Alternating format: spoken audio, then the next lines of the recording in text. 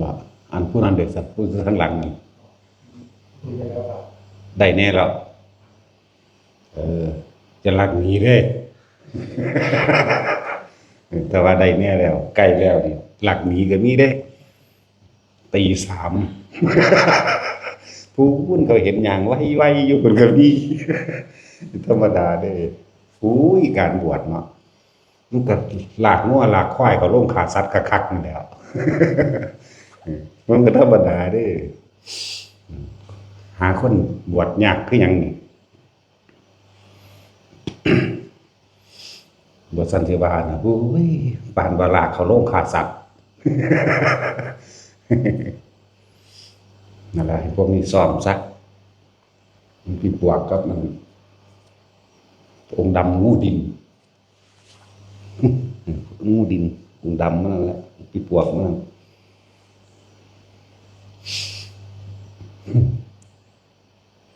หลังคนกับขับรถหนีกลับมาบวชใหม่ได้อีกเดือนหนึ่งก็นี่คือธรรมดาบ่บางคนสิมาบวชเป็นนางไห้ย้วนบขสก็มีกลับขึ้นเมื่อตัดสินใจมาอีกมาอยู่ได้7-8 มื้อเมื่ออีกธรรมดาบ่มันสิบืนหนีออกจากโรงฆ่าสัตว์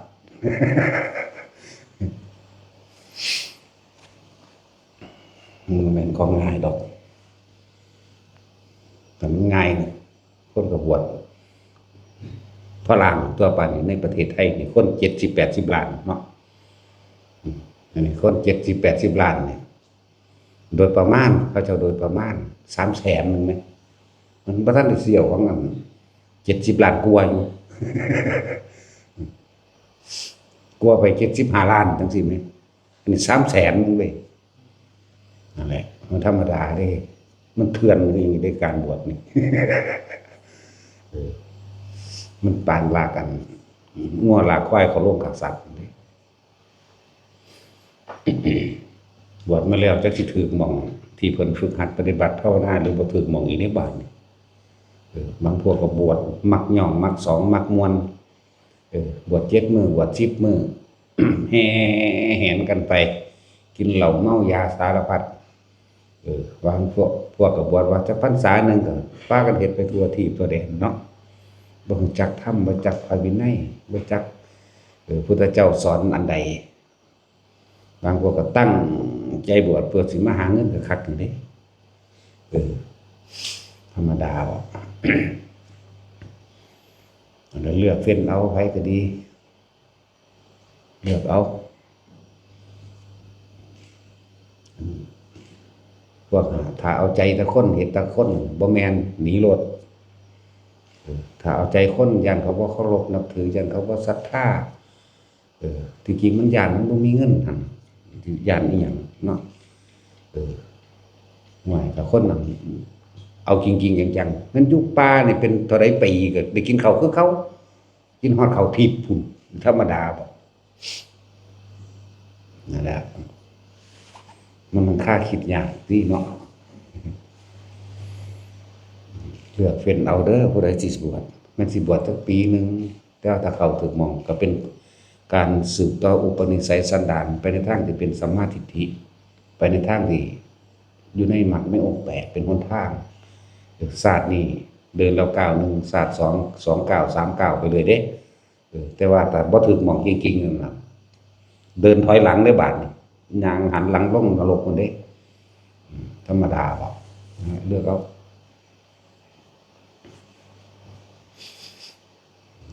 การบวช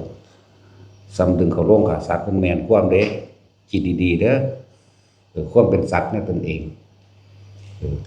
บ่ยินบอกพุทธเจ้าเพิ่นเว้าคำใดคำนั้นเด้สัตว์ทั้งหลายเด้อแม่นบ่ล่ะว่าขึ้นชื่อว่าสัตว์ก็เจ้าของเกี่ยวด้วยตัณหาแม่นบ่ซั่นคนใดที่ยังมีตัณหาอยู่เพิ่นเอิ้นสัตว์เบิด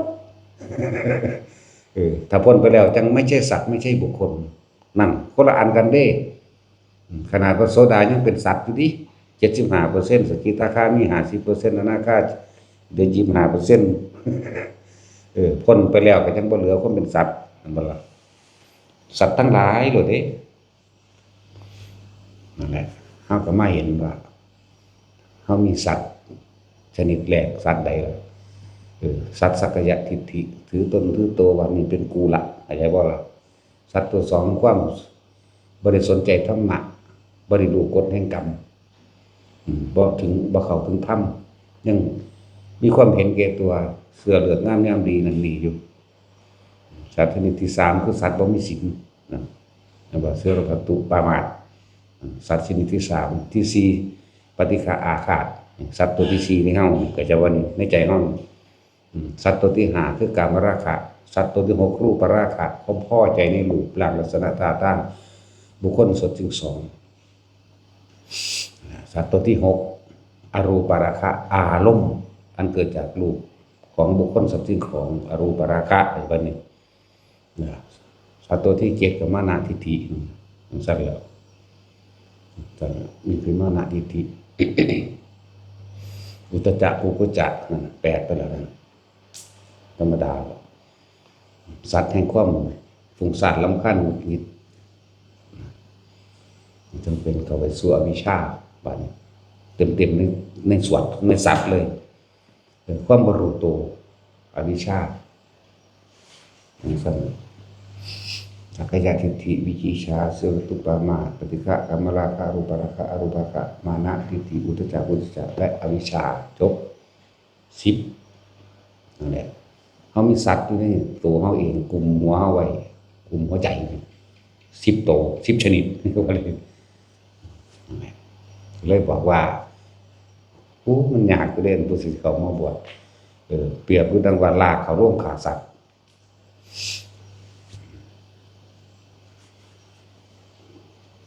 นี่ก็ข่าวๆยุคนี้เป็นกะรี่ยุคเด้อยุคทิ้นกาขาวชาวบ้านบันไล่ยุคนี้เพราะมันชาวศรีวิไลเด้ชาวศรีวิไลบ้านเมืองเศร้าหมองคำว่าศรีวิไลไม่ใช่ศรีวิไลเขาใส่อักขระผิดซื่อศรีวิไลทิ้นกาขาวชาวศรีวิไลทิ้นกาขาวหมายถึงว่ายกย่องคนเลวคนชั่วคนที่เห็นแก่ตัวแต่ก็ถูกยกย่องว่าเป็นคนดีเพราะก็คนเลวก็ยกย่องคนเลวเป็นธรรมดาเห็นแก่ใดเห็นแก่เงินแต่ว่าส่วนที่ชิบหายมีมากมายกว่านั้นอีกการศึกษาในประวัติศาสตร์ชาติไทยก็บ่มีการศึกษาในพุทธศาสนาการศึกษาในหน้าที่พลเมืองจังซี่ก็บ่มีนั่นแหละเห็นบ่เขาควบคุมจิตใจเบิดล่ะถ้าสิพัฒนาให้พัฒนาจิตใจไหมบ่แม่นให้ไปพัฒนาโดยวัตถุเด้เห็นบ่วัตถุพัฒนาต่างประเทศนี่ตึกลาบันช่องบักใหญ่เท่าใดสั่นเครื่องบินก็หลายเนาะสารยานอวกาศก็ได้เครื่องอำนวยความสะดวกมีเบิดทุกอย่างแต่สุดท้ายมาเป็นไดระบาดเนี่ยความเห็นแก่ตัวเกิดสงครามแย่งชิงอำนาจกันเนี่ยประชาชนถูกมองข้ามประชาชนคนในชาติกลับกลายเป็นเครื่องมือเป็นเกราะเป็นโล่ป้องกันความโลภตัวเองเนี่ยหรือใส่เป็นในทางความโลภตัวของเองก็แม่นป้องกันตัวเองก็แม่นได้ทั้งสองทางเด้บัดนี้เห็นว่าความสู้กันประชาชนถูกใส่เป็นเครื่องมือทั้งเบิดนั่นแหละประเทศใดก็ตามประชาชนทั้งเป็นโล่ป้องกันตนเองทั้งเป็นเครื่องมือในการเฮ็ดให้เจ้าของเองมีอำนาจเนาะแต่ว่าเขามองข้ามความอยู่ดีกินดีความเขามองข้ามแท้ที่จริงแต่มันเขาสิพัฒนาเรื่องการหาอยู่หากินทำมาเกษตรนี่แม่สัตว์ทั้งหลายอยู่ได้โดยอาหารบ่ได้อยู่ได้โดยว่าที่มีอาวุธเคมีหลายๆดอกบ่ได้อยู่ได้เพราะว่ามีอำนาจนั่นนี่ดอกถ้าลองเขาปรับเปลี่ยนการพัฒนาอาวุธต่างๆมาเป็นศูนย์รวมแหล่งพลังงานผลิตอาหารตรงนั้นเนาะนั่นแล้วทั้งสั้นแล้วเริ่มว่ายุคนี้เป็นกรียุคทินกาขาวชาวศิวิไลไม่ใช่ศรีวิไลคนละอันแต่ศีต้องว่าโดยศีลสมาธิและปัญญาเข้าใจว่าอะไรมันคนละสี ประชาชนหม่นหมองคำว่าสิวิไลหมดราศีก็ว่าเป็นบ้านเมืองหม่นหมองก็หมายถึงคนกับหม่นหมองไม่มีสีคำว่าสิวิไลใจว่าละบันจะแปลเขาขาดไปคล้องหลายตามธรรมดาแล้วกานั่นมันมีแต่สีดำมันนั่นเด้โดยคำเปรียบเทียบเปรียบเปรยหลวงปู่โตเพิ่นทำนายไว้เพิ่นละตั้งแต่เพิ่นละรักคุดจำแขนขาดยังเพิ่นก็ว่ามาของเพิ่นนั่นแหละมันมากถึงนั่นกะรียุคบ้านมันกะรียุคนี่หมายถึงบ้านเมืองเกิดความแตกแยกเพราะคนในชาติยกย่องคนเลวว่าเป็นคนดีเพิ่นจึงเปรียบเทียบว่าถิ่นกาขาวชาวศิวิไลประชาชนชาวเบื้องชาวเมืองนั่นน่ะหม่นหมองหมดสิริจักบอกหมดสิริบ่มีความดีว่าพูดความงามในใจแล้วการศึกษาต่างๆสอนให้คนเห็นแก่ตัวสอนให้ประมาทบุญคุณพ่อแม่สอนไปเคารพนับถือบุคคลที่กระทำคุณไว้ในการก่อนปุเพจักตะบุญญาตาบ่นึกถึงคุณของเจ้าฟ้ามหากษัตริย์บ่นึกถึงบุคคลที่พาสร้างชาติสร้างบ้านเมืองสร้างประเทศทำมาหากินบ่นึกถึงคำสอนต่างๆที่นักปราชญ์บัณฑิตทั้งหลายนำออกมาจะบอกประชาชนชาวเมืองนี่มีแต่ความหม่นหมองมีแต่ความโศกเศร้าโดยเอิ้นว่าสิวิไลสิเป็นคนละอย่างกันไม่ใช่สีวิไลจริงๆมันต้องสีเข้าใจว่ามันตัดสระอีออกเป็นสระอีมันเอาไม่เอกออกมันได้เป็นหัวดุลแหละถิ่นกาขาวชาวศิวิไลประชาชนหม่นหมองเศร้าหมองเด้อในเมื่อเฮาฮู้จังซี่แล้วคนดีมีส่วนเดียวคนชั่วคนเลวมี3ส่วนไอ้บ้านนี่มีส่วนเดียวคนดีมีส่วนเดียวคนชั่วมีถึง3ส่วนนี่แหละกรียุคพวกเฮาฮู้แล้วก็บ่ต้องไปสนใจเพราะว่าเฮาแก้โลกบ่ได้เฮาสิไปแก้ทุกสิ่งทุกอย่างบ่ได้แก้ใจตัวเองดีกว่าใจว่าล่ะแก้บ่ต้องไปควบคุมคนอื่นให้เป็นแบบนั้นแบบนี้ควบคุมรัฐบาลเป็นแบบนี้ควบคุมคนอื่นแม้กระทั่งบุตรภรรยาและสามีตัวเองบ่ต้องควบคุมจากว่านี่ควบคุมความคิดตัวเองดีที่สุดเข้าใจบ่บ่ต้องไปควบคุมอย่างอื่นควบคุมความคิดเจ้าของเองอย่าให้หนีออกจากกายอย่าให้หนีออกจากเวทนาอย่าให้หนีออกจากจิตในจิต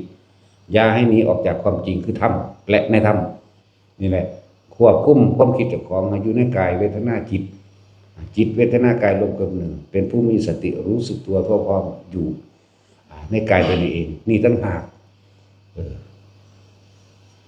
มองเฮาสิหลุดสิพ้นออกจากการนี้ไว้แต่เกิดมองเฮาสิบ่มาคุกคลีหยังอีกกับไผเฮาก็ต้องควบคุมความคิดเจ้าของบ่ต้องไปหยังละคือหลวงปู่มั่นเพิ่นเว้าไว้อยู่การตำหนิติเตือนบุคคลผู้อื่นแม้นเขาคนนั้นจะผิดจริงก็ตามก็เป็นการส่อหรือก่อเรื่องวุ่นวายเข้าสู่หัวใจของตัวเองดีๆนี่เองมันว่าเป็นการก่อไฟเข้ามาเผาไหม้ใจตัวเองเลยควบคุมความคิดเฮาบ่ให้มันไปยุ่งวุ่นวายกับไผบ่ต้องไปควบคุมให้เขานั่นนี่ดอกแต่ว่าปล่อยวางกับปล่อยปละละเลยกับคนละอย่างกันเฮาบ่ได้ปล่อยปละละเลยถ้าคนปฏิบัติธรรมถึงธรรมแล้วก็จริงเราไม่เบียดเบียนผู้ใดผู้หนึ่งให้เสียชีวิตและทรัพย์สินตลอดทั้งคนและสัตว์อาจจะบัดนี้แต่เราก็ไม่ยอมให้ผู้ใดมาเบียดเบียนเราเช่นกันจากบ่ล่ะแต่เราจะทำเท่าที่จำเป็นเพื่อให้เกิดความถ้าเป็นไปได้ในทางสมัครสมานประสานมิตรหรือให้เกิดความสันติลงได้ก็ทำแต่ในเมื่อคนพาลบ่ออดบ่สามารถที่เข้ามาประสานมิตรได้ความสงบบางอย่างก็ต้องใช้ความรุนแรงแต่ในความรุนแรงนั้นเพียงแค่รักษาเพื่อให้เกิดความสงบปัจจุบันสงบในพื้นที่เฮา เข้าใจบ่คือเขามาลังแก่ลังควานบัดเฮาจังซี่เฮาก็ต้องต่อต้านออกเป็นธรรมดา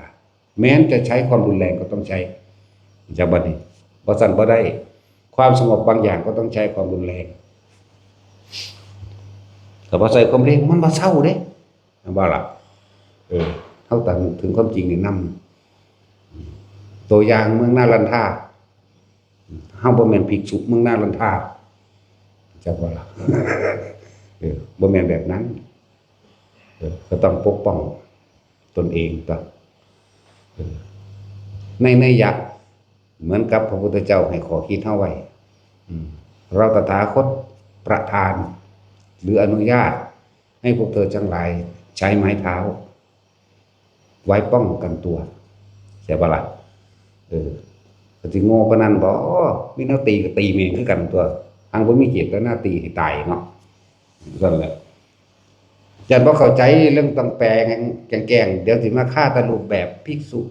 พระนึงต้องสงบเสงี่ยมเหมือนพระพุทธรูปเนาะเห็นบ่ล่ะเห็นบ่คือเขาตำหนิมาพระบ่ม่วนบ่สงบเสงี่ยมไม่สังวรในศีลไม่ปล่อยวางเขาด่ายังไงก็ช่างเขาก็แม่นแล้วมึงวายมึงบ่ได้บวชมั้ยตั้งแต่ตัวเองยังบ่บวชอยู่เนาะสิมาสอนเขาจังได๋ไม่ปล่อยวางมึงหังเกาะอยู่ในตัวหูเหี่ยวแม่แม่นบ่ล่ะจังแต่บ่เว้าจังซี่บ่เข้าใจเฮาต้องเว้าแกล้งๆบ่คนซุมื้อนี่กิเลสหนาตัณหาหยาบเนาะเฮาต้องหยาบกว่าถ้ามึงเป็นคนพาลกูพาลกว่ามึง10เท่านะเข้าใจก็สร้างบ่เข้าใจก็สร้างเด้ผู้บ่มาฝึกหัดนำเฮานั่นบ่ล่ะนั่นแหละยุคนี้เป็นกรียุคมีทุกอย่างคำว่ากรียุคสงครามก็มีน้ำท่วมไฟไหม้พร้อมกันไปกับน้ำท่ว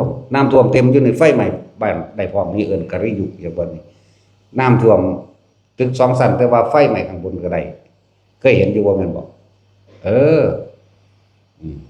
เกิดอุทกภัยน้ำท่วมคนหลั่งไหลเข้าไปช่วยเหลือซึ่งกันนั้นแต่มีโจรภัยอยู่ในขณะที่เกิดอุทกภัยนี่ละกรียุคจักว่ามีการปล้นมีการจี้มีการขโมยแล้วของนี่ล่ะหากินในความลำบากหรือทุกข์ยากของผู้อื่นใดนี่แหละก็กรียุคแผ่นดินถล่มมื้อนี้มีโจรปล้นลักของพอนะนั่นแหละพอเขาก็ได้พัฒนาถ้าอยากพัฒนาประเทศต้องพัฒนาการศึกษาเอาความรู้ธรรมะเข้าไปรับประดาจิตใจของคนศาสนาแท้ๆคือหนทางเดินคำว่าศาสนาหนทางเดินของผู้รู้ต้องเอาความรู้ตัวนี้เข้าไปใส่ในจิตในใจของเขามันจึงสิพัฒนาไปได้พัฒนานี่หมายถึงพัฒนาจิตใจให้เกิดความรักความเมตตาสงสารซึ่งกันและกันให้ช่วยเหลือแบ่งปันซึ่งกันและกันให้ร่วมยินดีเมื่อบุคคลผู้อื่นได้ดีซึ่งกันและกันให้ปล่อยวางคืออุเบกขาเมื่อเหตุการณ์บางอย่างหรือบุคคลอันเป็นที่รักได้ล้มหายตายจากนี่ต่างหาก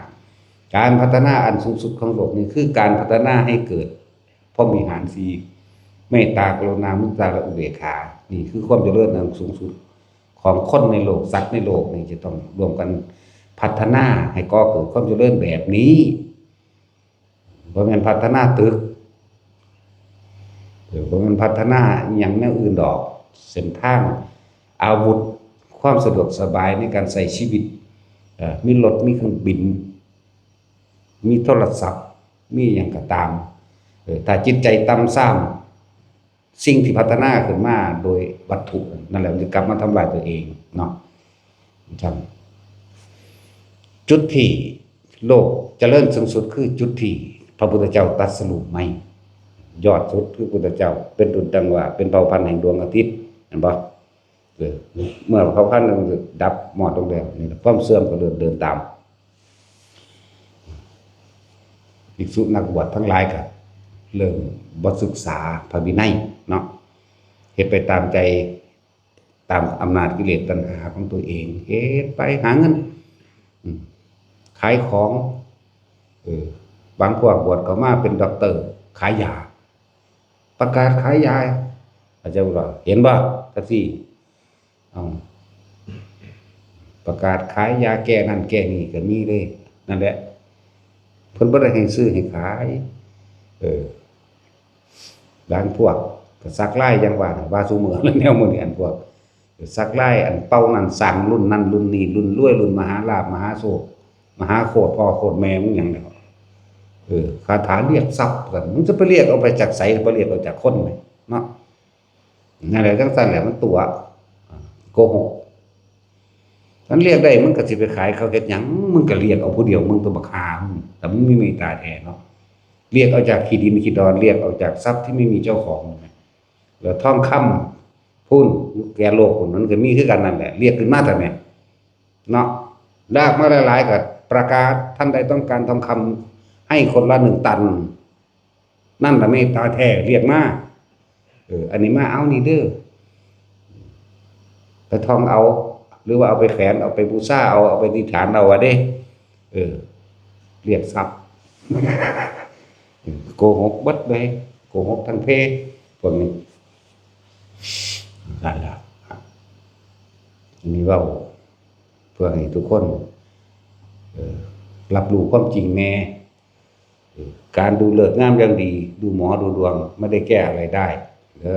ถ้าจะแก้ต้องแก้ความคิดตัวเองเข้าสู่การฝึกหัดและปฏิบัติธรรมคือต้องศึกษาธรรมะเท่านั้นจึงจะแก้ชีวิตตัวเองได้การสะเดาะเคราะห์การบวงสรวงด้วยหูหมายังก็แล้วแต่ผลหมากหลักไม้เข่าดำเข่าแดงแก้ไม่ได้การแก้กรรมให้กันแก้บ่ได้การสะเดาะเคราะห์กันสะเดาะบ่ได้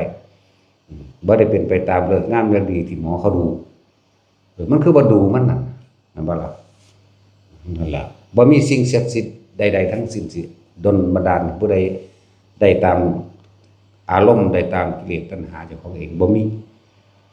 มีแต่ตะของคิดเองเท่านั้นจึงเป็นไปได้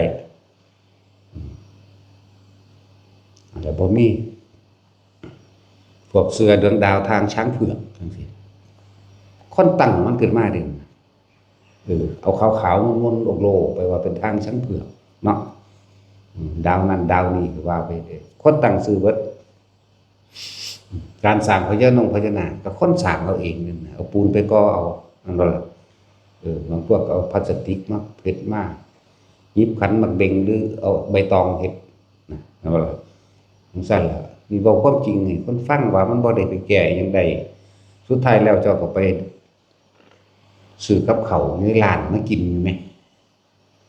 เจ้าก็ไปตึกแหเองเจ้าก็ไปสอนห่วงเองอยู่ไปขัวหอยเองไปหาหลักหน่อไม้เองอยู่หาหลักบักฮงไปปลูกบักฮงไปปลูกผักปลูกหญ้าเลี้ยงงัวเลี้ยงควายถึงตัวเองกินเอาเองว่าล่ะพวกลังไปหาเอารุ่นรวยพันล้านกูบ่เห็นแม่งไผสิรวยจักคนแต่มันรวยหลายปานนั้นก็แบ่งปันกันคนก็บ่ได้ทุกข์ทั้งตัวเนาะแต่มันขอได้ดังที่เขาโฆษณานั่นน่ะมันบ่มีผู้ใดทุกข์แถมซ้ำเฮาก็บ่สิบ่มีหมู่อยู่อีกเนาะผู้ใดก็สิขอบ่ให้เจ็บบ่ให้ปวดบ่ให้ป่วยบ่ให้ตายพร้อมขอบ่ให้แก่ขอบ่ให้พัดภาคขอให้ร่ำให้รวยเบิดทุกคนแม่จังซี่แหละแต่มันขอได้ซ้ำนี้ก็คิดบ่ออกเนาะโอ้ยบ่ปัญญาอ่อนปัญญาอ่อนนั่นแหละถ้ามันขอได้บ่มีผู้ใดป่วยจักคนเด้นั่นแหละหลายอย่างคือแล้วตอนนี้มีเว้าเรื่องขอเว้าเรื่องที่พิสูจน์อิหยังก็บ่ได้แต่พระเจ้าเพิ่นเป็นพ่อเป็นแม่มันเด้อก่อนมันสิมาสร้างโลกมันอยู่ไสพระเจ้าก็เลยแม่นบ่ล่ะพระอินทร์พระพรหมหมู่นั้นที่เข้าใจว่าหมายถึงพระพรหมที่ว่าเป็นผู้สร้างโลกมันมีก่อนพระเจ้าพระพรหมนั่นแหละพ่อกับแม่มันเป็นไผกันมันสิเป็นสร้างโลกอยู่ไสโลกแม่นบ่ล่ะซั่นตัวแต่คือเฮาบ่เข้าถึงความจริง แต่ขอได้โอ้ยน้ำบ่ท่วมบ่มีโจรบ่มีโรคบ่มีแผ่นดินถล่มบ่มีคนพิการบ่มีคนตาบอดบ่มีคนหูหนวกบ่มีคนยากจนมันขอได้อันว่าซั่นรวยเสมอกันเบิดคนก็สิรูปร่างหน้าตาสวยงามคือกันเบิดผู้ใดก็สิขอให้มันเป็นแบบนั้นเบิดแหมเนาะ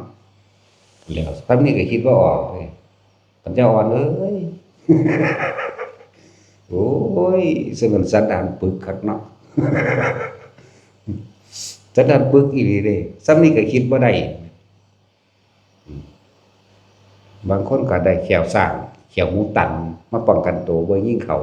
เนาะตั้งแต่หมูมันยังตาย สร้างมันก็ตาย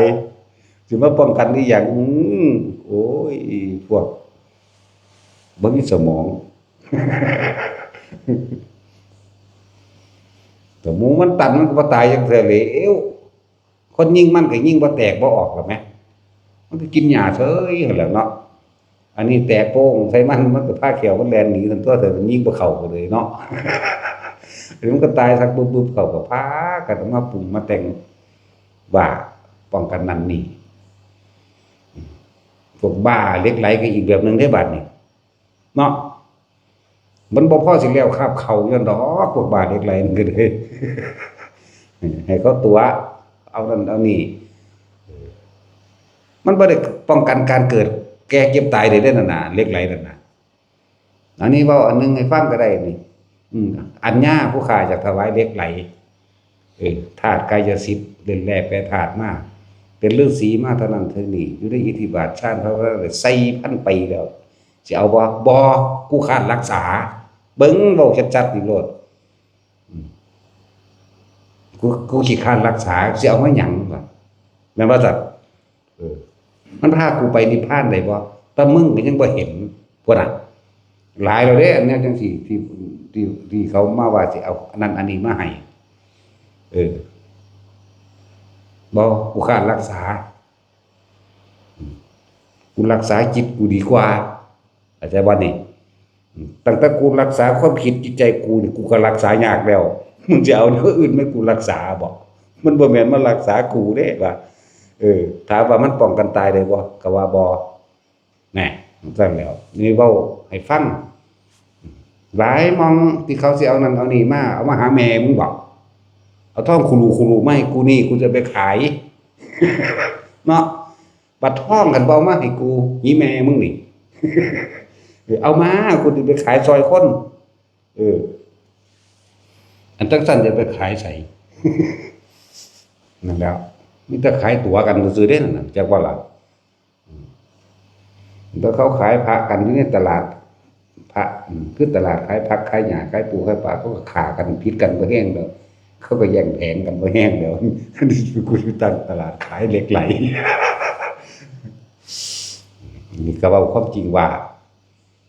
บ่อึดแต่เขาสิว่ามาจังซั่นเอาบ่บ่กูขาดรักษากูรักษาความคิดกูอยู่พอแห้งแล้วกูสิไปรักษาอีหยังกับอันอื่นอีกเนี่ยฟังดีๆเด้อเขียวเหย่าๆหยาบๆมาเป็นก้อนเป็นแท่งมาถึงด่าซ้ำเอามาหาแม่มึงบอกโลดเด้มึงแม่มึงคือบ่เอาทองคำมาเป็นตันก้อนคุรูมาโลดว่ากองอยู่กึ้มไว้หน้ากุฏิกูนี่ กูสิเอิ้นคนมาขนไปขายให้กูปิกเอาไปขายนั่นเป็นเจ้าของร้านทอง กูขายให้มันนี่แหละ ได้เงินมากูก็สิไปซอยคนบางหันนี่ตัวเยอะแยะแม้กระทั่งว่าพระธาตุผมอยากถวายพระธาตุโอ้ยเพิ่นเอาไปไว้ข้างบนพุ่นว่าธาตุกูก็รักษายากอยู่นี่ว่าธาตุกูต้องกินข้าว ร่างกายนี่แหล้วของกูก็มีว่าของกูก็เต็มอยู่นี่กูก็รักษานี่กูบ่รักษาอย่างอื่นอีกแล้วกูรักษาแต่ความคิดกูก็พอแห้งแล้วยังว่าอยู่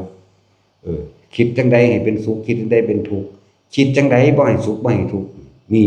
บางนี่ได้กูรักษาอยู่เดี๋ยวนี้บางทีจะเอานั่นเอานี่ไม่กูรักษามาหาแม่มึงบอกเด้เอาว่าจังซี่อีหลีเด้เอามาหาแม่มึงบอกอีหลีอันนี้ ถ้าก็หัวซื่อๆนั่นล่ะ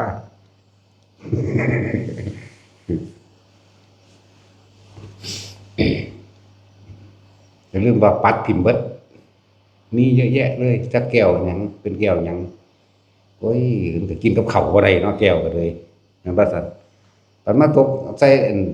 พื้นนั่นนี่แล้วแสงอยู่ที่แรกบัดมาอันปอกลงมาแล้วน่ะก็บ่ต่างกันจากแก้วตาแมวนำขนมเด็กน้อยฟาดทิ่มเบิดบ่ผู้ใดมาสนใจแนวมื้อนี้มันบ่อาจสามารถสิโดนบันดาลทรัพย์สมบัติอิหยังได้ดอกแล้วก็สิ่งทั้งหลายนั้นบ่ว่าสิเป็นลูกแก้วเหล็กไหลลูกแก้วก็ต่างหากเหล็กไหลก็ต่างหากหรือต่างๆนั่นแหละที่เขาว่ามาไม่อาจสามารถป้องกันความแก่ความเจ็บความป่วยและความตายได้เข้าใจบ่นี่ไม่อาจสามารถเอาพระนิพพานให้กับเราได้เฮาสิเอามันมารักษาเป็นบ้านะมันเฮ็ดหยังตายแล้วตัวเองบวชมานั่นบวชฤาษี 3,000 ปีนั่นภูมิใจหลายว่าเจ้าของสามารถเล่นปรุงธาตุทั้งหลายเหล่านี้เป็นกายสิทธิ์ได้เป็นธาตุพอเจ้าของตายแล้วก็มาเฝ้าอันนี้เห็นบ่นี่ไปใส่บ่ได้อย่ามาถวายเห็นบ่มันหวงหลายก็จังซั่นล่ะก็บอกว่ากูบ่เอาดอกแต่ว่ามึงสิโมทนาส่วนบุญหาที่ทั้งไปทั้งมาก็ไปติมึงมาติดหยังนี่ก็ไปบ่ได้มันติดนั่นเห็นบ่นั่นล่ะตายแล้วกรรมตัวนั้นบีบบังคับบ่ให้ไปจังซั่นหลายแบบอยู่ดอกพวกเฮาที่บอกให้ฟังนี่เบิดนั่นแหละอันนี้เว้าให้ฟังว่าเหล็กไหลก็บ่ป้องกันตายได้เอานิพพานให้ก็บ่ได้ธาตุต่างๆกายจิตจะเสร็จยังเขาก็บ่สามารถที่ป้องกันความป่วยและความตายได้เอามาให้เฮารักษายากเฮ็ดหยังเฮาคือบ่รักษาความคิดเฮาอย่าให้หนีออกจากกายสิบ่ดีกว่าบ่อันบ่ล่ะกายเวทนาจิตเวทนากายรักษาเอาไว้ในลมหายใจออกรักษาไว้ในความรู้สึกอันเป็นอุเบกขานี่บ่ดีกว่าบ่อันบ่ล่ะรักษากิจนี่ก็ยากแล้วยังสิไปรักษาสิ่งขอรอแคลดบ่ต่างจากขี้หมาปานนั้นเนาะมานี่ก็อวดอ้างหมดแล้วแท็กซี่ได้นี่ก็ว่าเรียบไหลปู่ฤาษีนาโคมาให้ปู่ฤาษีตาไฟฤาษีกระไรยโกฏมาให้ว่าเด้เนาะเพิ่นน่ะโอ้ยกระไรยโกฏกดมันจะกูสิโมโหหรือโกรธพอโคตรแหวงบ่ได้สั่นแหละฤาษีตาควายแม่นได้ดอกโง่หลายของตาควายอย่างนั้นแหละตาง่วงก็ง่วงอย่างนั้นแหละฤาษีตาไฟก็มึงเผาไหม้มึงเองนั่นแหละเห็นว่าสั่นฤาษีตานามึงถ่วงคอมึงดูหั่นแหละมึงจมอยู่ในน้ำมันนั่นแหละด่าแม่งเบิดเด้ภาษาอังกฤษนั่นแหละพวกเฮาบ่ต้องไปจากได้หยังดอกได้มากกับพวกเฮาไปรักษามันเองเด้มันบ่ได้รักษาเฮาเด้เนาะบ่ดักได้หยังบ่อยากเป็นหยังเป็นอรหันต์ก็บ่ต้องเป็นแต่เป็นแล้วมันยากสิเป็นพระโพธิสัตว์ก็บ่ต้องเป็นดอกสิเป็นคนดีมันก็บ่ต้องเป็นดอกก็เป็นคนดีแล้วมันสิสร้างคนชั่วว่ะเนาะเห็นบ่มันยากมันสิอยู่นำคนบ่ดีมันสิรำคาญคนบ่ดีว่ะเนาะถ้าเป็นคนดีก็ไปรำคาญคนเลวอีกแต่เป็นอรหันต์มันก็ยากโพดมันหันไปหันมาดูจังซั่นแล้วเป็นพุทธเจ้าจังซี่มันก็มีแต่คนด่าบางเด้อพุทธเจ้าแต่เริ่มแรกมีแต่คนด่าเด้แล้วเท่าเดี๋ยวนี้ก็ด่าอยู่เด้คนก็เลยเนาะจังแล้วต้องเป็นหยังดอกคันรักษาวะคันรักษาเนี่ยเป็นคนดีก็รำคาญคนเลวอีกหามึงนี่เนาะบ่ต้องเป็นหยังเฮ็ดไปรู้ไว้ในปัจจุบันสิ่งที่ให้ตามรักษานี่คือตามรักษาความคิดเจ้าของอย่าให้หนีออกจากลมหายใจนึงอย่าให้หนีออกจากความรู้สึกในกายโดยอุณโลมหรือเอาอาการปิตินั่นแหละเป็นอาหารใจเฮาเลื่อนแห่งใจก็ว่าวิหารธรรมก็ว่าอันเดียวกัน สมาธิจิตตั้งมั่นก็ตั้งมั่นอยู่ในกายนั่นแหละกายเวทนาจิตจิตเวทนากายอยู่ณจุดใดจุดหนึ่งแค่เพียงเรื่องกายนี้ผู้ใดเห็นได้ถึงสี่จนเท่าตายเราไม่ได้เกิดเด้อันละ ผ้าเห็ดเบิร์ดสุดแนวสาธยายธรรมคือสวดมนต์นี่แหละอันเป็นคำสอนพระพุทธเจ้าได้บอกเราสวดแล้วเขาก็ไปเอาคำแปลรู้แจ้งแท่งตลอดเด็กก็รู้ความหมายมันนั่นแหละตัวก็เห็นเป็นอย่างดีแต่ว่านี่หนึ่งนี่ก็มีสิทธิ์เป็นสิ่งที่สร้างสมเอาไว้แล้วต่อมาก็คือการฟังนี่ก็ฟังบรรยายนี่บรรลุโดยการสาธยายก็ได้สัจจายะรู้แจ้งแทงตลอดด้วยทิฏฐิหมายถึงว่าเข้าใจแตกฉานในความเห็นมีรู้ความหมายอย่างดีในธรรมคำสอนใช่ป่ะรู้แล้วความหมายนี่แต่ว่าละบ่ได้มันจังมองสรุปมันแล้วแต่ละบ่ได้นี่สัจจายะหรือที่พวกเฮาสวดมนต์กันอยู่นี่พากันไปอ่านเอาคำแปลนี่แหละต่อมาก็การรู้หรือบรรลุธรรมด้วยการฟังธรรมบรรลุโดยเห็นให้การฟังบ่บรรลุเดี๋ยวนี้ก็สร้างมันสิมีหรอกบทต้องสิบรรลุจังว่านี่แล้วก็โดยการสาธยายบรรยายธรรมนี่คือพอบรรยายอยู่เดี๋ยวนี้ก็บรรลุได้จังว่านี่เพราะว่าหยังเพราะว่าเฮาจดจำพระสูตรได้แต่ว่าในการแสดงธรรมมันไม่แค่นั้นมันแตกกันแหนงเอาเองได้บัดนี่ก็เป็นได้และการอบรมจิตภาวนาคือการทรงชาติเจริญชาตินี้เองเฮาเฮ็ดอยู่นี่4อย่างนี่ครบหมดอ่ะถ้าผู้ใดหลุดลงไปนี่ศูนย์คือหยังนี่กูสินำเอาแบบก้อนกลมๆคือลูกนิมิตนี่ทุบเอาดอกบัดนี่เบ้าขวานเบ้าอีปิกดอกบัดเนาะจังซี่เอาหินแม่ลั่งนะมันคูรูคีรีมันทุบเอาเลยมันสิตกต่ำปานนั้นครับก็สิยังมาเฮ็ดแต่ของตกต่ำอยู่นั่นเอาแมงลูกนิมิตเลยเว้ยน้ำทุ่มเอาโลดเนาะเอาใส่ดามมันเนาะจังซี่เห็นเป็นคือก้อนปอนนะแต่ว่าเป็นก้อนกลมๆทุบเอาเลยว่าดิตายแล้วอยากกระหมูขี่ทุบมึงไอ้มึงมันเล่นเข้าไปเกมตุ๊ดๆติดๆตุ๊ดๆด้วยกันน่ะโอ้ยเดี๋ยวเบิ่งนั่นน่ะปัญญาอ่อนยังเล่นกันเลยนั่งเล่นอยู่ 2-3 ชั่วโมงสบายกูเนาะถ้ามาภาวนาดิโอ้ยข้าวเดียวนึงคือสิตายนี่ครับแล้วเฮาสวดมนต์สัตยายธรรมด้วยตัวเฮาเอง1เป็นเครื่องสังสม2เฮาฟังธรรมก็เป็นเครื่องสังสมเห็นบ่นี่เฮาทรงชาติเจริญชาติแม้นบ่ได้สานี่แม้นเขาจะตายด้วยการหลงลืมสติจังเบิ่มีผู้กระซิบบอกอยู่เด้จักบ่เทวดาเพิ่นมาล้อเอาดอกบางทีมันโอ้ยอยู่นั่นน่ะเจ็บปวดอยู่นั่นน่ะเจ็บปวดควบคุมตัวเองบ่ได้เจ็บปวดเพราะถ้าจิตออกล่างพวกเขาหลักฐานเอาก็มีเด้เพราะว่าได้จากไสได้จากการที่เฮาอุทิศส่วนผลทานบุญกุศลกรรมดีต่างๆทั้งหมดเลยกรรมดีโดยการสาธยายธรรมกรรมดีโดยการแนะนำแต่สิ่งดีๆหรือขนขวาแต่สิ่งที่มันเป็นกุศลและอุทิศกรรมดีตัวนี้ออกไปกรรมดีโดยการให้ทานกรรมดีโดยการรักษาศีลกรรมดีโดยการภาวนากรรมดีโดยการบอกทางธรรมกับผู้อื่นมื้อนี้นี่เฮ็ดรัดกุมไว้พอแห้งก่อนแม่แล้วก็การอุทิศบุญอีกนี่แหละพวกเขาสิรัดเอาก็รัดเอาเพราะว่าเฮาได้อุทิศบุญให้เขานั่นแหละจังว่านี่บ่ตกต่ำดอกแต่เครื่องป้องกันอีกอันนึงถ้าทุกคนละสิ่งศักดิ์สิทธิ์ละเลือกงามยามดีเข้าใจเอาธรรมเป็นไงเข้าใจบ่เอาธรรมเป็นไงเดินตามธรรมเดินตามความเป็นจริงบ่มีมิจฉาพวกนี้แม่นบ่บรรลุเดี๋ยวนี้แต่ว่าขึ้นไปสู่สันเทพดาหลังจากตายแล้วไปอยู่สวรรค์ชั้นใดชั้นหนึ่งเขาจักใคร่ควรทำด้วยตัวเองเข้าใจบ่นี่ใคร่ควรที่แต่ความจดจำไว้นี่แหละตะกี้มันว่าบาลี ทเวมีพิกเวอันตาเนี่ยบ่เข้าใจแต่ว่าตายแล้วเข้าใจมันเป็นภาษาใจอย่างว่านี้บรรลุด้วยตัวเองในขณะที่อยู่ในเทพชั้นใดชั้นหนึ่งที่สองมูเทพบรรพสัตว์ทั้งหลายเหล่านั้นสนทนากันเองอันที่สามมีภิกษุผู้ทรงฤทธิ์อย่างว่านี้อันที่สี่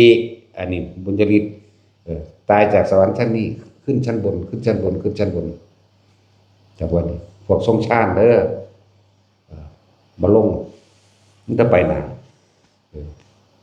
เพราะว่าสิ่งที่เฮาทรงชาติเดินประกอบไปด้วยอาศัยพระปัญญาของพระพุทธเจ้าได้เป็นเครื่องนำนี่บ่แม่นชาติฤาษีจากว่านี้อันเรื่องอนิจจังทุกขังอนัตตาเนี่ยฟังซุมื้ออยู่แล้วแม่ยอดของธรรมยอดของปัญญายอดของทุกสิ่งทุกอย่างแล้วคือเห็นอนิจจังกับอนัตตาแล้วถ้าสิเว้าเรื่องทานให้สัตว์เดรัจฉาน100ครั้งนี่ก็สู้ทานคนทุศีลคนบ่มีศีลคนเลวคนพาลสันดานหยาบเทื่อนึงก็บ่ได้วันนี้สร้างคนสันดานหยาบเทื่อนึงขู่คนมีศีลเทื่อนึงบ่ได้ท่านให้คนมีศีล100ครั้ง1,000ครั้งสู้คนทรงฌานเทื่อนึงก็บ่ได้เห็นบ่นี่ท่านคนทรงศีลทรงฌาน100ครั้ง1,000ครั้งก็สู้ของโสดาสกิทาคาอนาคาอรหันต์พระปัจเจก100เทื่อก็บ่สู้พุทธเจ้าเทื่อนึงพุทธเจ้า100เทื่อก็บ่สู้สังฆทานเทื่อนึงเบิ่งดูนี่สังฆทานผู้สงฆ์นี่แม่แม้กระทั่งการแผ่เมตตาบัดนี้ยังบ่สู่การเห็นอนิจจสัญญาไม่เพียงครั้งเดียวยอดมันได้บัดแต่ว่าการเห็นอนิจจังกับอนัตตานี่แม้เพียงครั้งเดียวนี่ไปยอดมันเลยเด้นี่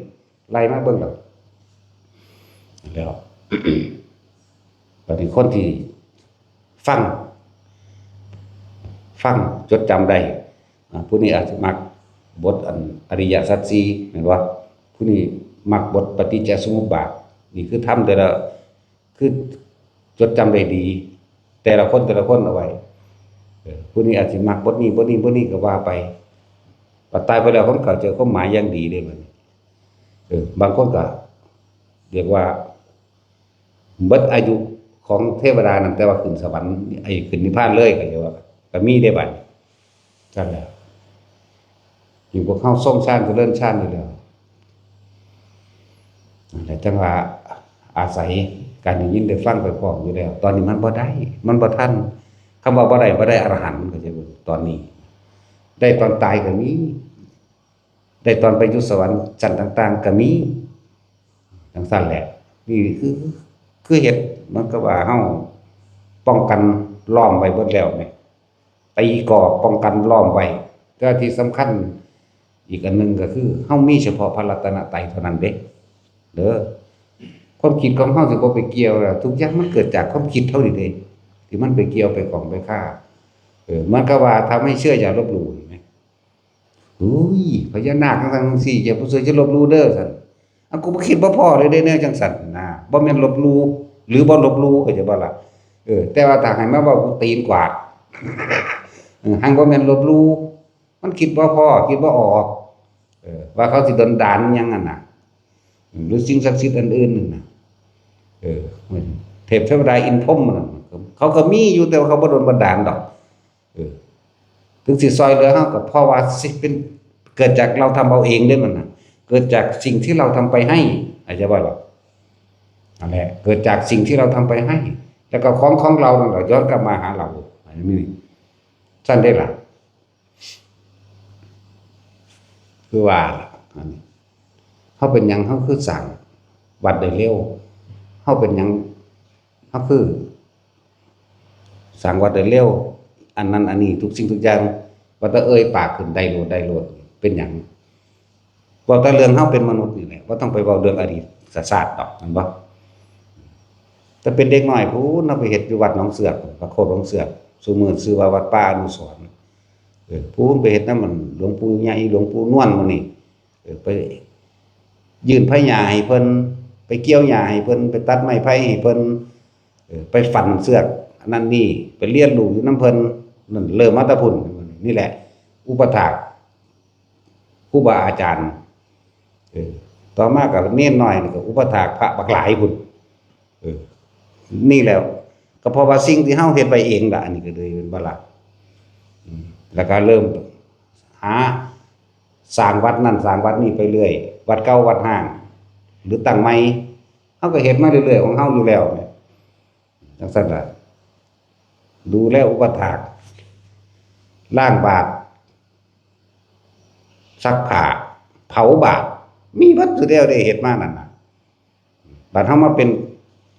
นั่นถึงจุดนี้แล้วอันใดก็มันก็เร็วตัวเขาเฮาเฮ็ดไว้แบบนี้นี่บ่ได้เว้าเรื่องอดีตชาติเชิดหยังนี่เว้าเรื่องปัจจุบันนี่แหละตัดหญ้าน้ำวัดน้ำว่าบางหันมื้อนี้มันหกหญ้าค่ามันขึ้นบางหันมื้อนี้เดินทางไปตามถนนหนทางแก้วแตก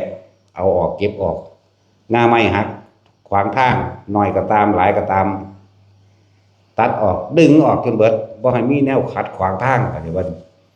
ก้อนหินบักใหญ่คูรูรถแก่ดินขนดินไปขายตกลงถนนเฮาล้มกวาดออกล้มยกออกอย่างเป็นอันตรายเข้าใจบ่นี่ซั่นแหละบางที่บางทางมันเป็นหลุมเป็นบ่อเฮาก็หาเอาดินใส่รถเฮาเองไปถมบางหันถมนี่ก็นี่แหละคืออานิสงส์ที่เฮามีมื้อนี้ก็เลยจะว่าละนึงวันศีลวันพระที่เก็บดอกไม้ให้ครูบาอาจารย์แต่ละองค์แต่ละคนเนาะ30 40พุ่นเด้บ่ได้น้อยเด้บางหม่องล้างถ้วยล้างจานเอาเองส่วนสิล้างแล้วมือเป็นขี้หิดเบิดเป็นตุ่มเป็นขี้หิดเขาบอกว่าเฮาเฮ็ดมาก่อนเบิดนั่นแหละจังว่าทุกอย่างมันเกิดจากเฮาเฮ็ดเองมาไว้นั่นแหละจังว่าบอกเน้นปลูกมันอยู่เฮ็ดไปแต่เดี๋ยวนี้แหละบัดในระดับสำใดสำหนึ่งในระดับที่ถึงเวลาของตนเองดอกมันก็เป็นของมันเองดอกนะคนที่บ่เคยอุปถากอุปถัมภ์ผู้อื่นคนที่บ่เคยให้ผู้อื่นคนที่บ่เคยซอยเหลือผู้อื่นอย่าหวังว่าเจ้าของสิได้หยังเข้าใจบ่ล่ะเฮาก็เบิ่งศาสตร์การนี้เราบ่ต้องไปเบิ่งศาสตร์ทีเดียวดอกนี่ได้เอาแต่ตอนนี้แหละบอกเฮ็ดโลดซักผ้าต้มผ้าเดี๋ยวเขาคนทั้งโลกมันสิเข้าใจว่าซักผงซักผ้าซักผ้าภาษาของพระนี่บ่แม่นเป็นซักผ้าหรือเอาแฟบซักเด้ใช่บ่ล่ะต้มผ้าด้วยแก่นขนุนนี่แหละตากเบิ่งพับอย่างดีเท่าเดี๋ยวนี้เขาก็ท่านได้พับถูกวิธีแล้วเขาว่าท่านได้พับเป็นเด้เวลาพับให้พับคือสังฆาเข้าใจบ่ล่ะชื่อไว้พวกนี้ลงวิธีนี่บ่แม่นพับมาแบบนั้นให้พับเป็นยาวๆแบบสังฆาพับแบบนั้นเด้อว่านี่ได้บอกเบิดซุแนวหมดตั้งแต่วิธีอุ้มบาตรแบบนี้ก็ได้บอกเด้เอามาค้างไว้หม้องนี้มันเพิ่นจังพอดีวางมือแบบนี้จ้ะนั่นแหละพับแบบสังฆาพับแบบนั้นเฮ็ดเป็นยาวๆไว้อย่าไปเฮ็ดเป็นสี่เหลี่ยมไว้มันต้องเป็นข้อยาวตัวว่าเฮานุ่งทั้งยาวนี่เรียกว่านี่มันก็ลอยไปตามนี้แต่วงก็เหมือนกันพับแบบนั้นพับผ้าแบบนั้นพับแบบสังฆาเบิดตั้งแต่ย่างเป็นบาทก็ยังบอกให้กลมเนาะทุกอย่างเฮาเฮ็ดไว้เบิดแล้วแต่เป็นเด็กน้อยพู้นเฮ็ดมาเรื่อยกับครูบาอาจารย์นั้นองค์นั้นองค์นี้มาเรื่อยสมัยเป็นเนียนก็4-5 ปีกว่าสิ6พุ่นละไปไปอุปถากบัดจังไปก็พอตุดงบัดนี้2อย่างในมหานิกายแล้วถ้าบ่หยุดนี่เฮาคุกคีได้เบิดเฮารู้จักนิสัยของแต่ละฝ่ายได้เบิดได้เฮาไป2หม่องใช่บ่ล่ะตอนมหานิกายก็ได้สำนึงตอนถ้ามันหยุดก็อย่างนึงว่าส่วนถ้ามันหยุดเฮาไปสืบนิสัยเอาจากองค์หลวงตาเด้อีพ่ออีแม่เฮาคักๆเด้คำว่าพ่อแม่ครูบาอาจารย์มันบ่แม่นคำที่เฮามาเล่นเว้าแบบสืบต่อกันเพื่อให้ดูดีเด้มันธรรมดามันสอนความแข็งแกร่งให้เฮานั่นแหละอธิบายความในใจออกบ่เบิดดอกแล้วมันลึกซึ้งเกินมันเป็นผู้ปกปักรักษาให้ความแข็งแกร่งกับเฮามันเป็นผู้ดูแลเฮาปกปักรักษาให้ความแข็งแกร่งกับเฮานี่เพิ่นดังว่าบิดาเลิ่นพอจังว่าล่ะ ดูแลเอาใจใส่จุกๆกิ๊กๆและอะไรอย่างละเอิ้นแม่เบิดในอาหารการอยู่การกินการความเป็นอยู่อันตรายหรือบ่อันตรายค่อยบอกค่อยขี่ค่อยสอนเด้ละเอิ้นแม่แหละเรียกว่าพ่อแม่ครูอาจารย์หมายถึงเป็นผู้นำทางให้เฮาเดินตามทางนี้เอิ้นอาจารย์เหมือนกับศาสดาเราเดินตามศาสดาเข้าใจบ่ล่ะมันลึกซึ้งกว่านี้อีกคำเว้าหรือบ้านลึกซึ้งดอกนั่นแหละพ่อนี่ให้ความแข็งแกร่งและปกป้องอันตรายส่วนความเป็นอยู่การอยู่กันกินผิดถูกกรอแกแดงคือแม่เอิ้นพ่อแม่ครูอาจารย์หมายถึงหนทางที่เพิ่นชี้ให้จากบ่พ่อแม่ครูอาจารย์แล้วส่วนทางนี้เฮาไปสืบเอาแต่ว่าเวลาไปทุดงค์ตอนเป็นเณรไปนำพระอันทุดงค์ธรรมยุทธ์เด้มีชีวิตอยู่เดี๋ยวนี้ก็ยังอยู่คนนึงอาฟะอยู่หั่นโอ้เอาดีบ่น้อยๆเจ้าย่านบ่อนบ่ต้องห่วงข่อยมีคาถาดีแล้วเอาเด้ออีลูกคุยแล้วก็จะแบบว่าบ่ถือเอ้าบอกเจ้าก็ฮู้ติว่าเด้โอ้ยบักหามึงคือบ่บอกกูก็ว่าเด้บัดนี้มีเบิดเด้นั่นน่ะไปก็ส่วนนี้ก็ไปเฮาบวชสาวเดียวเด้ฉะนั้นบวชพระก็เลยเทิงมหานิกายก็ต้องมาอยู่ต่อกันจังว่านี้มหานิกายก่อนจึงจะติเป็นธรรมยุทธ์เด้บ่ได้ศึกเด้อเณรก็สาวเดียว5 ปีกว่าพระก็สาวเดียวเลยบ่ได้ถอดผ้าเด้พระก็พระเลยจากมหานิกายเด้สู่ธรรมยุทธ์ไปเลยนี่ตอนเป็นเณรก็บวชในมหานิกายไปเรียนเนาะอยู่นำกันบักหลายคือจัง300คือธรรมดาว่าก็เป็นธรรมดาก็แบบล้างถ้วยล้างเป็นชีหิบเบิดเอาโลดตะกี้บ่ได้มีหยังมากมายสมัยคือพวกเฮามีเด้ลำบากคือหยังนี่ตัวนะครับไปทุดงค์ก็ใครแน่เด้หลวงปู่หลวงตาเพิ่นเอาอันกดไว้ให้แต่ว่าเอาห่มแหมเคยเห็นบ่ห่มที่มันเป็นคันไม้อันแหมเฮ็ดเอาแหมคนรุ่นเฒ่าๆนี่รู้จักก็ดอกเนาะเฮายังเด็กน้อยอยู่ พวกเฒ่าๆนี่รู้จักว่าห่มที่มันเป็นคือการตานเฮ็ดนั่นน่ะเป็นกระดาษนั่นน่ะนั่นแหละเอาผ้ายีวรมาหยิบเฮ็ดเอา หนาก็หนักผ้าผ้าก็เพิ่นผ้าดีๆเด้หยิบตาบพุ่นตาบพี่เด้บ่เป็นจังซี่ตูมยูมตามยำ แบกของเพิ่นแนวของเฮาเองแน่เด้แล้วก็นั่นแหละก็เพราะว่าเฮาได้อุปถากมาจังซั่นเฮาได้รับใช้เพิ่นมาจังซั่นส่วนบัดนี้มันอยู่กับพวกมหานิกายไปหาเก็บดอกไม้มาให้สิว่าสิพอกัน30 องค์เบิดผีเบิดแดนนั่น เข้าไปในบ้านมันก็ไปเก็บเด้นะครับจังซั่นล่ะ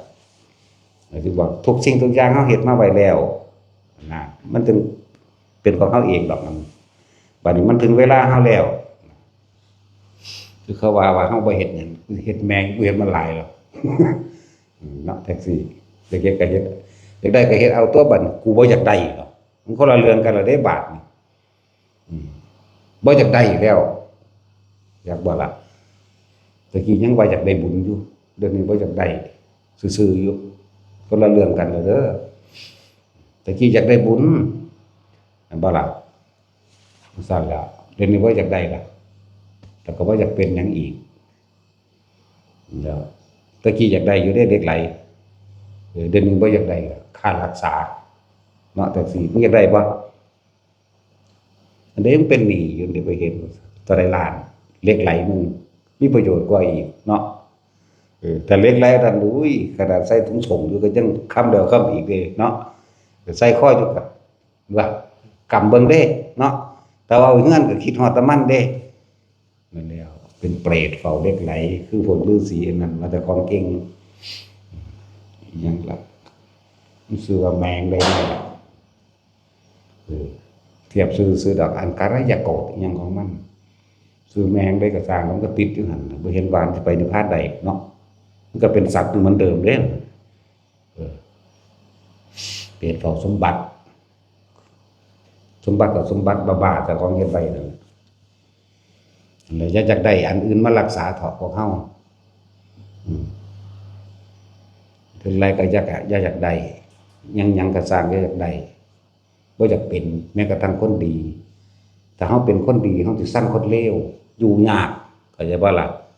เฮาบ่ต้องเป็นหยังเลยบ่อยากได้หยังเลยจึงบ่ได้รักษามีหยังเฮ็ดได้ไปในปัจจุบันได้เป็นประโยชน์ได้เฮ็ดประโยชน์กับผู้อื่นนี่แหละว่าเฮาบ่ได้อยากได้อยากเป็นหยังเฮาก็บ่อยากเป็นบุญเขาก็บ่เอาแม่เนาะแต่บ่ล่ะเอามาหยังมันยากขาดรักษาเนาะจังซี่เอาอยู่บ่บุญเอาซะก่อนเด้อบัดมึงบ่อยากได้กูจะเบิ่งบัดมึงป่าเมียได้กูจักสิว่าแล้วมันมีแนวทดสอบทดลองกันเด้คือพวกก็บ่ว่าดอกคารวะสอนธรรมแต่ว่าอย่าก้าวกายขึ้นมาใส่สู่พระมันคนละฐานะกันใช่บ่ล่ะถึงเขาสิเป็นจังได๋ก็อย่าพึ่งก้าวกายเพราะตัวเองมันบ่แม่นฐานะที่ว่าได้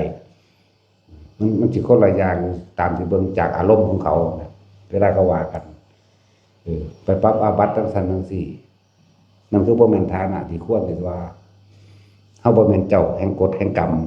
เฮาบ่เป็นเจ้ากฎแห่งกรรมอย่างบัดนี้เฮาบ่เป็นเจ้าของนรกสวรรค์เฮาบ่ได้เป็นเจ้าของนิพพานถ้ามันเป็นไปเถอะรักษาความคิดเจ้าของดีที่สุดจะจังใดก็สร้างสิ่งใดเกิดสิ่งนั้นดับพุทธศาสนาเกิดพุทธศาสนาก็ดับพระศาสดาเกิดพระศาสดาก็นั้นดับแล้วเห็นบ่ล่ะแต่ว่าธรรมะนี่บ่มีดับบ่มีเกิดบ่มีตายเป็นอยู่จังซั่นแต่ว่าธรรมะคือความจริงทุกสิ่งทุกอย่างแม้พระศาสดาจะเกิดหรือบ่เกิดก็สร้างธรรมะนี่เหมือนเดิมสัตว์ทั้งหลายเกิดมาแล้วแก่เก็บตายนี่ก็ถูกเท่านั้นบัดนี่คือธรรมะนี่คือความจริงของทุกชีวิตสรรพสัตว์บ่ได้เกี่ยวกับชนชาติใดบ่ได้เกี่ยวกับศาสนาใดช้างม้าวัวควายเกิดแล้วก็แก่เก็บตายมนุษย์เกิดแล้วก็แก่เก็บตายบ่แยกเลยตายเหมือนกันเป็นโลกเหมือนกัน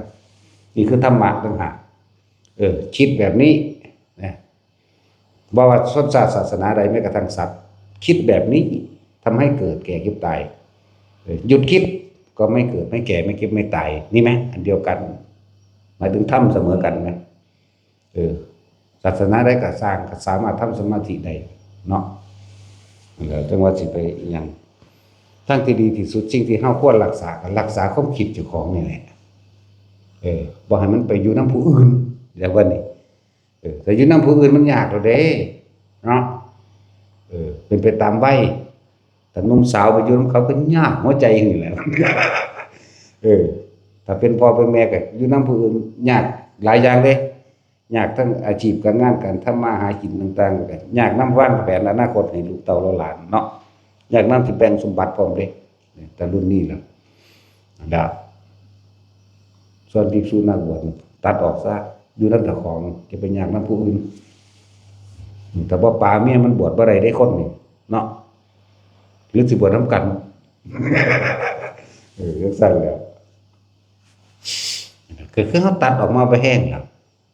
แต่สุว่านี่มาเอา3เดือน4เดือนก็สร้างแต่ว่าเหมือนกับอยู่ผู้เดียวในโลกโลดมันรักษาความคิดเจ้าของดีกว่าเอามันเต็มที่นะอะไรจังว่าพวกเฮาเนี่ยเป็นช่วงๆถือว่ามีบุญวาสนาบ่แห้งก็ต่อวาสนาแห่งบุญเจ้าของให้มันถึงขนาดเนาะมันสิเสื่อมมาแต่สมัยพระเจ้าอโศกบ่แห้งแต่ว่านิโคทะสามเณรนิโครธสืบต่อมายังสืบต่อมาให้พระเจ้าอโศกเผยแพร่กันมาได้อีกจากคนเลวคนหนึ่งเฮ็ดให้บ้านเมืองสงบได้โดยการฆ่าอะไรว่านี่ฆ่าเป็น10ล้านเด้พระเจ้าอโศกเนาะแต่ว่าบ่มีผู้ใดยอมรับเด้เข้าใจบ่มีผู้ใดยอมรับเด้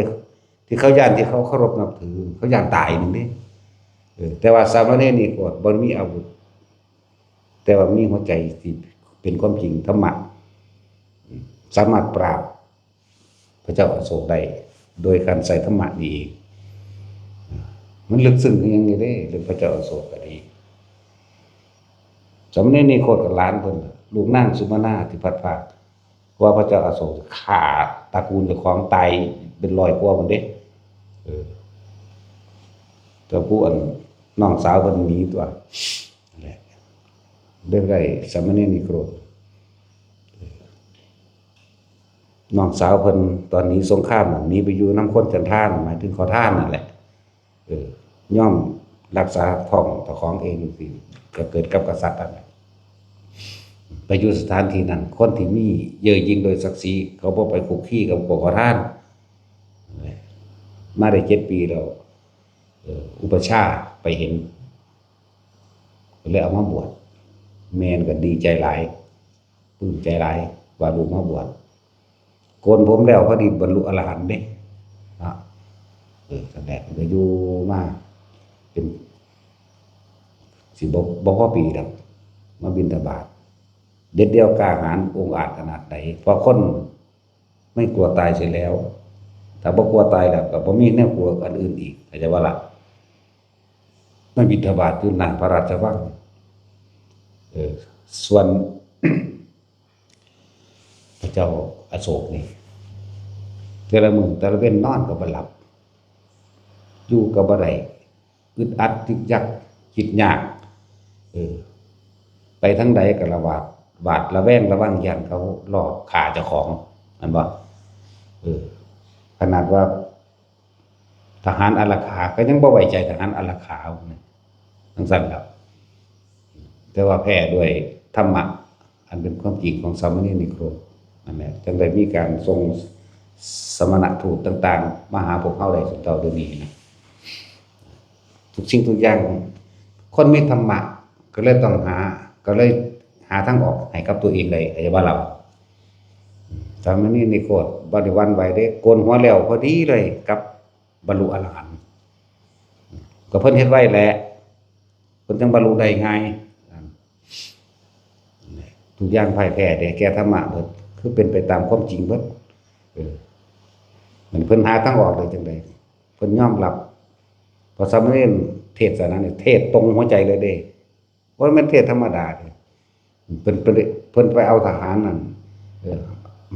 ไปเชิญนิดหน่อยก็มานี่น้อยก็มาแล้วเพิ่นมีความองอาจขนาดใดเพิ่นบ่ได้นั่งพับเพียบเพิ่นบ่นั่งคุกเข่าต่อหน้ากษัตริย์อันผู้เข้าใจอยู่แล้วว่าผู้นี้เป็นผู้ดังว่ายักษ์ว่ามารนี่ฆ่ากูแน่ว่าแต่เพิ่นบ่มีความกลัวตายเพิ่นเป็นนั่งอาสนะอันเป็นของผู้ใหญ่ถ้าสิต้องคุกเข่าให้นั่นแล้วบัดถามว่าเพิ่นใครเป็นศาสดาใครเป็นอุปชาใครเป็นอาจารย์ของท่านเพิ่นบ่ได้ว่าองค์นั้นเป็นอาจารย์เป็นอุปชาเด้พระศาสดาสัมมาสัมพุทธเจ้าเพิ่นเว้าไปพุ่นเด้ซั่นแล้วนั่นแหละแล้วพระศาสดาของท่านสอนเรื่องอะไรพุ่นน่ะสอนเรื่องการไม่ข่มเหงเบียดเบียนบุ้ยมันธรรมดาเด้เนาะของคนพวกนี้มันเจ็บใจอยู่แล้วอยากบอกมันฆ่าผู้อื่นมาเนาะมันคือบ่ย้านตายจังเดี๋ยวสูงสุดของธรรมะของศาสนาเป็นเครื่องครองโลกศาสดาของท่านสอนอะไรสอนให้มีเมตตากรุณามุทิตาและอุเบกขาเพิ่นก็เว้าเลยมหาบพิตรตอนนี้มหาบพิตรเล่าร้อนกระวนกระวายนอนก็ไม่หลับมีตั้งแต่ความจิตวิญญาณของมันหลอกหลอนแม่นบ่ซั่นยอมได้บาดนี้เพราะมันจี้ถึงจุดเนาะนั่นแหละจังว่าเฮ็ดจังได๋บัดนี้กูทำความผิดเพิ่นเทศหลายอยู่เฮ็ดจังได๋กูทำความผิดมาหลายกูฆ่าคนเป็น10 ล้านเฮ็ดจังได๋ชีวิตเนาะเนี่ยเพิ่นก็แนะนำให้นั่นแหละธรรมะจึงเป็นทางออกของเพิ่นแม้ช่วงขณะนึงเพิ่นสิไปเกิดเป็นงูเหลือมก็จังเถอะลูกชายเพิ่นก็ไปปวดเอาอยู่เข้าใจบ่ล่ะพระโมคคัลลิบุตติสสะนะหรือพระมหินเถระนั่นแหละปวดเอาไปแบบเดียวนึงดอกเว้ยสมูเหลือมนึงเนาะหลังจากนั้นก็ไปจังไปเกิดญี่ปุ่นนี่แหละจังว่าธรรมะนี่มันสามารถหาทางออกให้เฮาได้ครับแต่กับมีผู้ซอยลูกดีนำเนาะไปโปรดเอาคอเอ้ยเพิ่ พิ่นเป็นพระอรหันต์แล้วพระอันมหินเถระนั่นเบิ่งคณะพ่อกูไปเกิดใส่นำไปเบิ่งแม่งปุ่นไปเป็นงูเหลือมนุ่งอยู่บุญอยู่ในข้างห้วยนี่กำลังจ่อกินปลาอยู่นั่นแหละก็เขาเจ้าก็เรียกว่าปฏิสัมภิทาเขารู้ภาษาสัตว์เขาเจ้าก็บอกกันเอาตัวก็เลยได้อดเอาถ้าตายจากลูกนี่บอกถ้าตายจากงูเหลือมแล้วพ่อสิลงนรกเด้จิตตายจิตใจสมองเพราะว่าอยากเอาสมบัติในครั้งนั้นมาทำบุญต่อนั่นแหละผู้เป็นอุปชฌาย์ของพระบอกว่าบ่มีบ่ได้ทำบุญได้ยิ่งใหญ่เท่าท่านดอกอย่างนั้นนะก็เลยจะทำอีกก็เก่าอีกเพราะว่าเห็นโทษที่เจ้าของฆ่าคนเป็น10ล้านแต่ว่าลูกไปสอนเราว่าให้รักษาศีล5ตั้งจิตให้มั่นคงตายก็ต้องตายเฮาฆ่าผู้อื่นตายมาเท่าใดแล้วเฮาต้องไปเกิดเป็นผู้อื่นให้เขาฆ่าตายเท่านั้นคนตกใจได้ยากได้บัดนี้ก็เลยได้ทำตามทำอันนี้ได้ทำดีตามนี้นะจังสิได้ไปเกิดสวรรค์แต่ว่าคนที่มีธรรมะแก้ปัญหาตั้งออกได้เด้ออย่าไปล่อมืออย่าไปอาศัยอย่าไปยื่นมือขอความช่วยเหลือจากไผในเมื่อเฮารู้ด้วยตนเองแล้วเฮาก็เฮ็ดด้วยตนเองต่อการกระทำนี่ก็บ่เป็นของยากบ่ต้องไปควบคุมผู้อื่นดอกควบคุมความคิดเจ้าของนี่ให้มันอยู่ในลมหายใจให้มันอยู่ในจุดนารมณ์ให้มันอยู่ในความรู้สึกแห่งกายเจ้าของเองนี่บ่ได้เฮ็ดตัวนี้ไปเท่าตายมันมาดอกนะบ่ล่ะคนเฮาบ่สิตายแท้ๆอึกลักอยู่ในลมหายใจนี่แต่ถ้าเฮามีพื้นฐานฝึกไว้ดีแล้วมันบ่ดีก็สร้างมันมาคือเก่านั่นล่ะจักวันนี้เฮาฝึกไว้แล้วนี่เฮาเป็นอยู่ของเฮาอยู่แล้วประกอบกับนี่ด่าอยู่ซุมื้อนี่เนาะบ่ได้ว่าบอกว่าสอนเลยว่าด่าด่าบ่ได้บอกมวนฟ้องอู้สัตว์เอ้ยโลดเด้เนาะแม่นบ่สัตว์ว่าเจ้าของดีซั่นเนาะเอาสมทาน